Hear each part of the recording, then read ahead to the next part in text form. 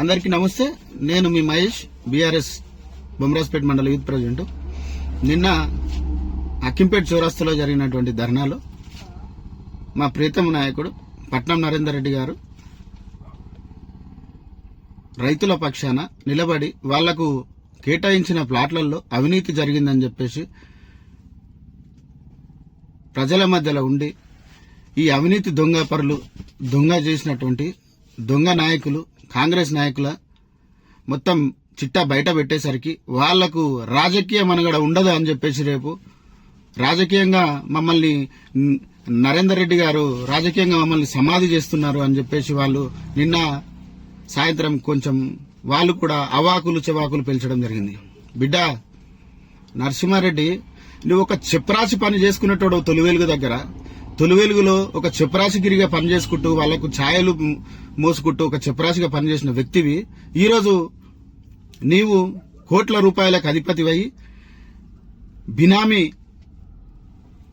రేవంత్ రెడ్డి బినామీగా ఉంటూ గీతమ్మ దగ్గర చెప్పులు మోసుకుంటూ నీవు ఈ తెల్లాపూర్లో ఒక విల్లలో ఉండే స్థాయికి ఎదిగినవంటే నువ్వు ఎంత ఫ్రాడ్ గా చేసి ఎంత అవినీతిమయం చేస్తే ఈ రోజు ఆ స్థాయికి వచ్చినావో గుర్తుపెట్టుకో బిడ్డ. నీవు చేసిన అవినీతి చాలా పెద్దది. నువ్వు పెద్ద అనకొండవు. ఎట్లా అంటే రైతులను ముంచి మీ అన్న శ్రీనివాసరెడ్డి గాని, సంజీవరెడ్డి గాని, నువ్వు గాని రైతులను ముంచి నట్టేట ముంచి వాళ్ళ రైతుల మీద రైతులను అణచివేస్తూ నువ్వు పెరిగినావు. ఈరోజు నీ ఆస్తులు ఎట్లా పెరిగినాయి బిడ్డ? నువ్వు మాట్లాడుతున్నావు నరేందర్ రెడ్డి గారిని ఇష్టం ఉన్నట్టు మాట్లాడుతున్నావు. నీకు దమ్ము ఉంటే, నీకు ధైర్యం ఉంటే నరేందర్ రెడ్డి గారు ఏడన్నా అవినీతి చేసిర్రు, ఏమన్నా డబ్బులు తీసుకున్నారు, వాళ్ళ దగ్గర డబ్బులు తీసుకున్నాడు అని చెప్తున్నావు కదా. నువ్వు పోలీసుల దగ్గర కూడా కమిషన్ తీసుకున్నాడు అని చెప్తున్నావు కానీ నువ్వు నిరూపించగలుగుతావా?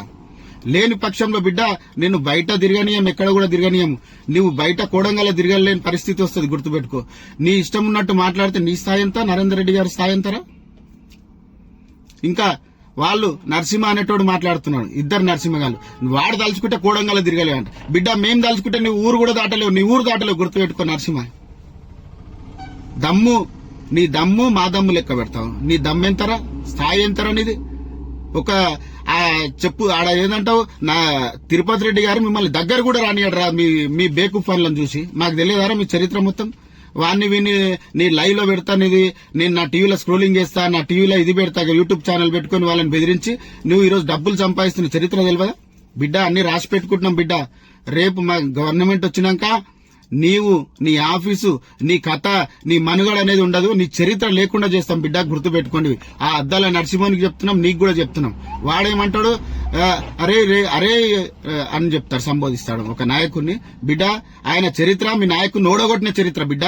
ఇంకోటి అంటాడు, మొన్న ఏదో వచ్చేసి వాళ్ళ అమ్మ దశదిన కర్మకు వచ్చిన వ్యాఖ్యలు కూడా చేసిండు వీడు. ఎవడు? నరసింహారెడ్డి గారు. బిడ్డ నీ చరిత్ర, నువ్వు ఆఫ్టర్ ఆల్ సర్పంచ్, ఒక గ్రామ ప్రథమ పౌరుడో మాత్రమే. ఆయన కోడంగల్ నియోజకవర్గాన్ని అభివృద్ధి పథంలో నడిపించిన నాయకుడు. మీ నాయకుడిని ఓడగొట్టిన నాయకుడు ఎవరంటే నిద్రలో కూడా కలలో కూడా మా నరేందర్ రెడ్డి గారి పేరు తలుచుకోకుండా ఉండడు మీ రేవంత్ రెడ్డి. బిడ్డ 2023 ఎలక్షన్లో చెప్తున్నాను, గుర్తుపెట్టుకో. నీకు తెలుసో లేదో, నువ్వు రాజకీయంగా నువ్వు అప్పుడు ఎక్కడుంటివో ఎవరికి తెలియదు. ఇప్పుడు సర్పంచ్ అయిపోయిన తర్వాత ఏదో భూములు వచ్చినాయి కాబట్టి నీకు డబ్బులు అయినాయి, రైతులను ముంచేసినాక డబ్బులు చేసినావు. 2023 ఎలక్షన్లో గుర్తుపెట్టుకో, మీ రేవంత్ రెడ్డి అనే వ్యక్తి మా నరేందర్ రెడ్డి గారి దగ్గరికి ఒక దూతను పంపిండు. ఆ దూత ఏమని చెప్పిండు తెలుసా? నరేందర్ రెడ్డి, నీవు కోడంగల్ నిలబడకపోతే నేను గెలుస్తా, నువ్వు నిలబడితే నాకు గెలుపు కష్టమైపోతుంది, నేను పీసీసీ అధ్యక్షునిగా ఉన్నా, నీకు షాద్ నగర్ లో టికెట్ ఇస్తా, మీ అన్నకు తాండూరులో టికెట్ ఇస్తా, నీకు కావాల్సిన వాళ్ళకి పదవులు ఇస్తా, కాకపోతే నువ్వు కోడంగల్ నిలబడకని చెప్పి కాళ్లు మొక్కిన చరిత్ర మీరు రేవంత్ రెడ్డి రా. కుక్కనా కొడక నరసింహారెడ్డి, నీవు మా సార్ గురించి మాట్లాడని అర్హత ఉందారా? వాడు తిరుపతి రెడ్డి అనేటోడు ఒక వార్డు మెంబర్ కు తక్కువ, సీఎంకి ఎక్కువ. వాని గురించి ఏం సంబోధిస్తున్నావు? వార్డు మెంబర్ గెలుమని రా, ఫస్ట్ వార్డు మెంబర్ గెలుమని ఫస్ట్ వాడిని, తర్వాత మీరు మాట్లాడండి, మీ నాయకుని గురించి మాట్లాడండి. మేము మా కేసీఆర్ గారి నాయకత్వంలో, మేము తెలంగాణ ఉద్యమకారులము, కేసీఆర్ గారి నాయకత్వంలో మాకు సంస్కృతి సంస్కారం అనేది నేర్పిండు, ఎదుటి వారిని ఎట్లా సంబోధించాలని. మీలాంటి కుక్కలాగా వ్యక్తులం కాదు, నీచులం కాదురా దొంగనా కొడుకులారా. నీ చరిత్ర మొత్తం సిబిఐ ఎంక్వైరీ ఇస్తాము కొడుకులారా. మా అత్త ఒకడున్నాడు, ఏర్మల్లోడు వెంకటరాములు అంట, వాడు మా సార్ని తంతాడంట. బిడ్డ వెంకటరాములు గుర్తు పెట్టుకో, నిన్ను దన్నే రోజులు దగ్గరకు వస్తాయి. మీరు అవినీతి చేసిన అన్ని దగ్గరకు వస్తాయి. నువ్వు వాణ్ణిని మాట్లాడినట్టు మా నాయకుడిని సంబోధిస్తే బిడ్డ మనుగడ చాలా కష్టం. గుర్తు పెట్టుకో వెంకటరాములు, నీ చరిత్ర తెలుసు, నువ్వేం చేసినావో తెలుసు, నువ్వు ఎలా ఉంటావో తెలుసు. రేపు రాబోయే రెండేళ్లలో మా అధికారం వస్తుంది. అహంకారంతో మాట్లాడుతున్నావా వెంకటరాములు? అహంకారంతో మాట్లాడుతున్నావా? ఏమని సంబోధిస్తున్నావు? ఒక నాయకుని పట్టుకొని, ఒక మాజీ ఎమ్మెల్యేని పట్టుకొని నీ ఇష్టం ఉన్నట్టు మాట్లాడతావు. బిడ్డ జాగ్రత్త, నోరు అదుపులో పెట్టుకో వెంకటరాములు. గుర్తు పెట్టుకో, రాబోయే రోజుల్లో అన్ని ఒకే రోజులు ఉండవు. 2 ఏళ్ల తర్వాత అధికారంలోకి వస్తాము.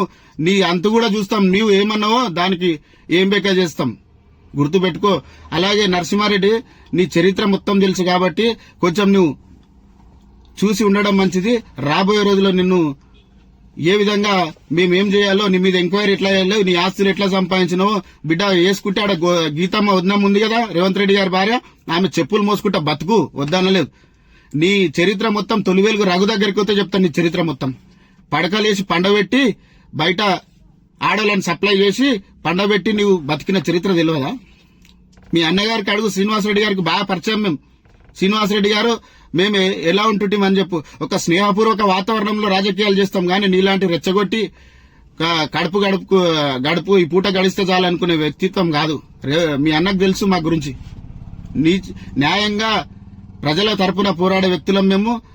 ఈ 5 ఏళ్ల అధికారంలో ఉన్నా కూడా మేము ఇదే విధంగా ఉన్నాం. అప్పుడు కూడా స్నేహపూర్వక వాతావరణంలో చేసినాం. నీలాంటి ఆ చెంచగాలను పెట్టుకున్నావు కదా, లెఫ్ట్ రైట్ అని చెప్పేసి, ఆ 2 చెంచగాలకు చెప్పు జాగ్రత్త, తస్మాత్ జాగ్రత్త బిడ్డ. లేదంటే చూడు, రాబోయే రోజుల్లో వారికి తగిన మూల్యం తప్పదు. బయట కూడా తిరగలేరు. మేము బీఆర్ఎస్ అనుకుంటే బీఆర్ఎస్ యూత్ చాలు. బొమ్రాస్పేట్ మండలం, ఉమ్మడి బొమ్రాస్పేట్ మండలం యూత్ చాలు. మిమ్మల్ని తరిమి కొట్టే రోజులు వస్తాయి. కొడుకులారా, ఫ్యూచర్ చూసుకొని రేపటి రోజు కూడా చూసుకోండి. అధికారం అనేది శాశ్వతం కాదని చెప్పేసి హెచ్చరిస్తూ తస్మాత్ జాగ్రత్త నరసింహారెడ్డి అని చెప్పేసి ఈ తెలుపుకుంటూ ముగిస్తున్నాను.